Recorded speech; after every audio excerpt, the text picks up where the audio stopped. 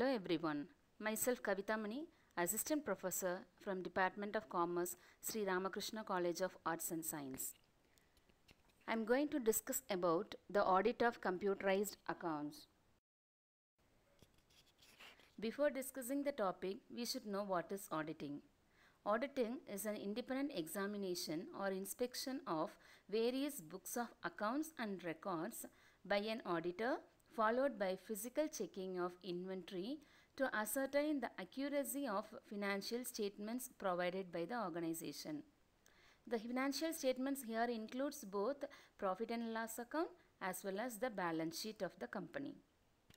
So the auditor, he verifies, by verifying the vouchers, books of accounts, he should satisfy himself that the profit and loss account gives a true and fair view of profit or loss for the financial period, as well as he should satisfy himself that the balance sheet is properly drawn up so as to give a true and fair view of state of affairs of the business. The corporate world is getting more and more inclined towards the use of information technology and computer information system in their daily operations. Every company wants to reveal certain financial and management information to the government and public users, and accounting, it is an indispensable tool in business decision making process. With the development of information technologies, there were many computer products such as softwares that make accounting very easy for users of accounting information. So computerized accounting system, it is an integration of different component systems to produce computerized books of accounts and computer generated accounting records and documents. It is a system in which accountants enter financial data into spreadsheets and other accounting software to compute the information into the necessary ledgers and financial statements. Computerized system also allows accountants to create trending analysis and report any variances quickly and accurately. Additionally, transactions from all company divisions are accessible through computerized accounting systems, giving accountants better access to financial information. So here all the accounts of the branch office is also been verified through this computerized accounting system. It helps the accountant better access to the financial information. Now we are going to discuss about the difference between manual accounting and computerized accounting. On the basis of recording of transactions, all the transactions are recorded manually in case of manual accounting. And in case of computerized accounting, all transactions are recorded using computers. Based on the storage, transactions are stored in volumes of books in case of manual accounting, but in case of computerized accounting, all transactions are stored in well-designed databases.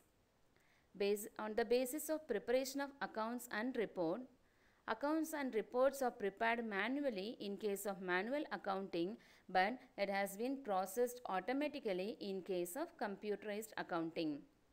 On the basis of time involvement, it takes a lot of time in case of manual accounting, but it saves a lot of time in case of computerized accounting.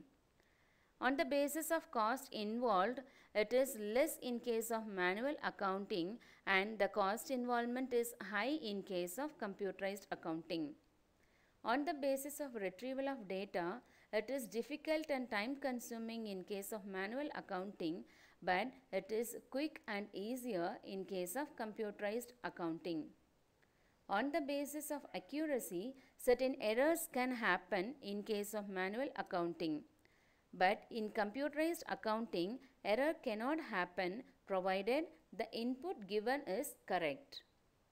On the basis of communication of report, it takes time and it is difficult in manual accounting, but computerized accounting, it is easier and it takes lesser time. So far we have discussed about what is auditing and what is computerized accounting system. Now we are going to see the audit process for a computerized accounting system. That means the auditor, he wants to take several steps in order to verify the financial statements generated through the computerized accounting system. The first step is conducting the initial review. It means the auditor, he conducts a preliminary survey of the entity. He gathers information about the computerized accounting system which is relevant to the audit plan. He identifies how the computerized accounting functions are organized, what type of hardware and software is being used by the entity, and he understands about the accounting application processed by the computer. So in the first step, he will go for verifying the computerized accounting system that is followed by an organization. The second one, he will go for reviewing and assessing the internal controls. So there are two types of controls. One is general control and application control. General control is nothing but it covers about the organization, management and process within the computer environment. General controls include proper segregation of duties, disaster plan, file backup, use of labels, access control, proper procedure for acquiring and implementing new programs and equipments, etc. It should be tested prior to application control because if they are found to be ineffective, the auditor will not be able to rely on application control. So the first control is general control. He will verify about the general control. The next one is the application control. It indicates, it relates to specific task performed by the system. It includes input control, processing control and output control, and it provides reasonable assurance that initiating, recording, processing and reporting of data are properly performed. So the second control is the application control. It takes care of what type of system is being used in the computerized accounting process. The third one is, that is the third step is compliance testing. It has been done to determine whether the controls actually exist and it is been functioning as intended. So usually there are three general approaches for compliance testing. One is test data approach, second one integrated test facility approach, and the third one is parallel simulation approach. The auditor, he can go for following any type of approach in compliance testing, and the test data approach is nothing but here the auditor has test transactions processed through the client system and then compares the results with the predetermined result. The second one is the integrated test facility approach where dummy transactions are processed along with the real transactions and it will be compared with the auditor's predetermined results. And the third one is the parallel simulation approach in which real transactions are processed through a client system and parallelly there will be a system set up by the auditor using the same program and the results will be compared. So here the test approach, what it is used by the auditor, it should tell the auditor whether the control exists and are functioning properly. The fourth step is substantive testing. This substantive testing is used to determine if the data is real. So the auditor, he must obtain and evaluate all the evidences so that he can go for giving proper audit report. So the auditor uses several assertions to develop the objectives and he will go for designing the substantive testing. So the substantive test, it tests the transactions and balances and what are the procedures which has been used and it will be used to substantiate the assertions. So the auditor, he must obtain sufficient evidences and based on that he will go for giving an opinion about his verification. The fifth one is, that is the last one, is reporting, where the auditor, after completion of his audit work, he will go for preparing an audit report. So the audit report, it will contain an unqualified opinion or a qualified opinion or a disclaimer of opinion. So these are the types of audit reports. Based on the verifications, based on the findings, the auditor will go for giving different types of audit report. So here he will find out whether all the financial statements are prepared as per the generally accepted accounting practice. So based on that findings, he will go for giving whether audit report as an unqualified opinion or a qualified opinion.